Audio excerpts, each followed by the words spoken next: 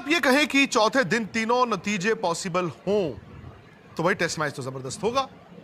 और वाकई test match एक जबरदस्त फिनिश की तरफ जा रहा है। मेरा ये मानना है कि 10 विकेट की प्रोबेबिलिटी में सबसे ऊपर रखता हूं, यानी कि भारत की जीत। दूसरी प्रोबेबिलिटी में रखता हूं कि इंग्लैंड समहाउ 90 ओवर खेल जाएगा, यानी कि ड्रॉ। तीसरी पॉसिबिलिटी जिसकी शायद इम्कानात कम है लेकिन इंग्लैंड है तो थोड़ा सा सोच के डर लगता है, वो ये है कि 90 ओवर में जो 350 बचे हुए रन हैं वो इंग्लैंड बना के मैच जीत जाएगा। अगेन मेरी प्रोबेबिलिटी सिंपल है, 60-40 इंडिया की फेवर में, और इंडिया की जीत, मैच ड्रॉ, और साथ ही साथ सबसे नीचे इंग्लैंड की जीत। यार आंकड़े ये बताते हैं कि आमतौर पर इतने रन बनते नहीं, कभी कभी बनते हैं, हर बार तो बनते नहीं। लेकिन मुझे जो फिक्र है वो ये है कि फेजेस आएंगे 5वें दिन जहां पर आपको लगेगा अरे यार ये रन तो नहीं बन जाएंगे, और वहां पर शुभमन गिल की कप्तानी का होगा इम्तिहान। हम जानते हैं कि Bumrah is the key. Bumrah इस वक्त भारत की टीम के लिए भगवान की तरह हो गए हैं ना। अब हर रोज मंदिर जाते हैं, गुरुद्वारे जाते हैं, प्रे करते हैं कि रब्बा बचा ली। यार बुमराह का वो हाल हो गया कि कप्तान टीम कल सुबह कहेगी रब्बा बचा ली, बट क्या बुमराह बार हर जगह वो करिश्मा कर देंगे? कर भी सकते हैं। अच्छा, अब आज के दिन की मैं बात करूं, उसके बाद मैं कल की बात करूंगा। आज का खेल कैसा हुआ? पहला सेशन इंडिया ने क्या जबरदस्त टेस्ट क्रिकेट खेली। मतलब शुभमन गिल आउट हो गए, पंत स्ट्रगल कर रहे थे, केएल राहुल ने क्या जबरदस्त बैटिंग की। Test cricket at its best. Bowler चढ़े हुए हैं, कंडीशंस जो है तेज गेंदबाजों के लिए मददगार हैं, बैट्समैन लेकिन टस से मस नहीं हुए, और भारत के क्या रन नहीं बने, विकेट नहीं दी।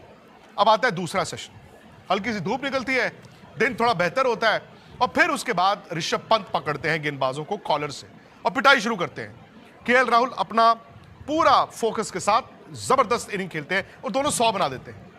अब जैसे ही टी ब्रेक हुई, हालांकि उस वक्त पंत आउट हो चुके थे, भारत इतने रन बना लिए थे कि हमें ये लगने लगा कि यार अब तो ना डिक्लेरेशन होगा भाई, इंग्लैंड को लास्ट आधा घंटा बैटिंग करानी है और इंग्लैंड को हमने देना है 400-450 का टारगेट, क्योंकि हमें था कि टी के बाद तो इंडिया आएगा, केएल राहुल, करुण नायर, उसके बाद जो आएगा ले जी चौके, ले जी छक्के। लेकिन समहाउ ना, अगर आप टी के बाद की क्रिकेट उठा के देखें, इंडिया अजीब सी क्रिकेट खेल रहा था। करुण नायर स्पेशली, मतलब ठीक है बड़े साल बाद टेस्ट क्रिकेट खेल रहे थे, बट वो मतलब पैची दिख रहे थे वो किसी स्टेज पर। और ये रन बनाने का मौका था भाई, जब सामने वाली टीम नीचे लगी, आप छोटे खेलोगे ना, आपके 10, 20, 30, 40, 50 रन बन जाते हैं। बट उन्होंने क्या किया, अपने पे दबाव ले लिया, डॉट बॉल्स, रन आने बंद हुए। फिर केएल राहुल आउट हो गए।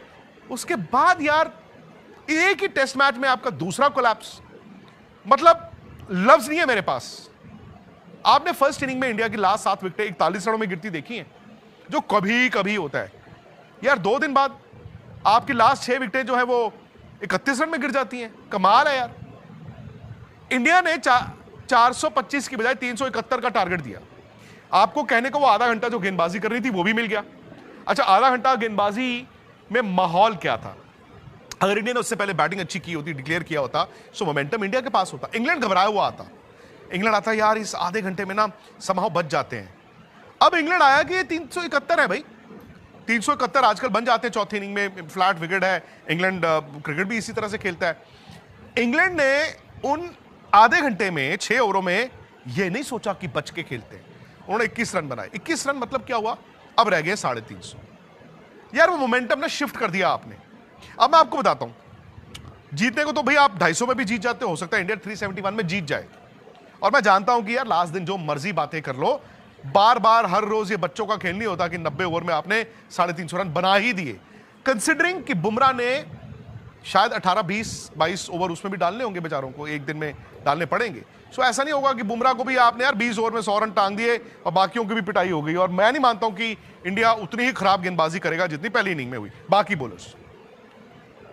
बट एक तो मोमेंटम शिफ्ट हुआ, दूसरा आपको मैं बताता हूं, कल अगर वो सिचुएशन आई कि भाई सपोज आपको विकेटें नहीं मिलती हैं और इंग्लैंड रन बनाता है, शुभमन गिल जब काउंटडाउन करेंगे ना, यार 350 से शुरू किया, अरे यार ये तो 300 रह गए, अरे यार 260 रह गए, अरे यार 220 रह गए, अब क्या करूं?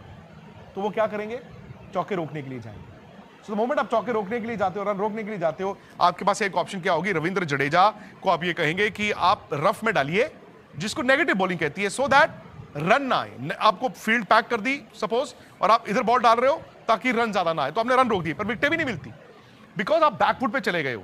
क्योंकि आपके कप्तान को उस वक्त रन बचाने होंगे। इसीलिए मैं कहता हूं दोस्तों, अगर इंडिया का वो कोलैप्स ना होता, इंडिया ने नॉर्मल क्रिकेट के लिए होती 30 रन भी बनाए होते, एक्स्ट्रा 40 रन बनाए होते, मैं 30 ही लेता हूं। सो आप अंदाजा कीजिए, ए मोमेंटम, दूसरा जो कल 350 है वो 380 होते। 380 तो बन ही नहीं सकते ना यार एक दिन में, 90 ओवर में बनने को तो 350 में नहीं बन सकते। बट वो एक्स्ट्रा 30 रन का बफर शुभमन गिल के पास रहता, वो इंग्लैंड अगर रन बना भी रहा होता तो कहते कोई बात नहीं, मुझे कोई टेंशन नहीं है, मैं अटैकिंग फील्ड लगा के रखूंगा, मैं फास्ट बॉलर के साथ स्लिपों के साथ जाऊंगा, मैं अगर जडेजा से बॉल कराऊंगा, मैं रफ में नहीं डलवाऊंगा, मैं उनको कहूंगा आउट करने के लिए बॉल करो, आप अटैकिंग फील्ड हो। ये फर्क आता है। और द मोमेंट आप घेरा खोल दोगे, आप कहोगे मुझे यार अब थोड़े रन रोकने हैं, अटैकिंग फील्ड की बजाय मुझे थोड़ा डिफेंसिव जाना पड़ेगा, फिर आप विकेट के लिए नहीं जाते हो, फिर आप रन रोकने के लिए जाते हो। समझ रहे हैं मेरी बात? टेस्ट मैच जीतने के लिए आपको आउट करना पड़ेगा, आपको 10 आउट करने पड़ेंगे, और वो एक्स्ट्रा 30-40 रन इंडिया के पास होते, आपके पास वही अटैकिंग फील्ड का एक ऑप्शन रहता है, वही 30-40 रन कम। एक तो इंग्लैंड ने वो मोमेंटम अपनी तरफ किया, इंडिया पे दबाव आया, और दूसरा कल मुझे बस यही डर है कि किसी स्टेज पे जहां पर आपको लगेगा यार ये रन आ रहे हैं, तो आप वो मतलब अटैकिंग की बजाय डिफेंसिव फील्ड पे ना चले जाएगा। दूसरा जो विकेट है, विकेट आज भी अच्छा खेला बॉस, वो पहला आप थोड़ा सेशन निकाल दें, और कल भी शायद सुबह मौसम उस तरह का रहेगा, हालांकि कल थोड़ा सा ना बेहतर मतलब वार्म वेदर है, यानी कि कंडीशंस बैटिंग के लिए ठीक रहेंगी। तो बैटिंग के लिए अगर कंडीशंस आसान हैं, अभी भी ऑफ द विकेट कुछ नहीं हो रहा, इंग्लैंड जाएगा रनों के लिए। इंग्लैंड के खेमे से ये बात आ गई है कि हमने रनों के लिए जाना है, वो चांस लेके खेलेंगे।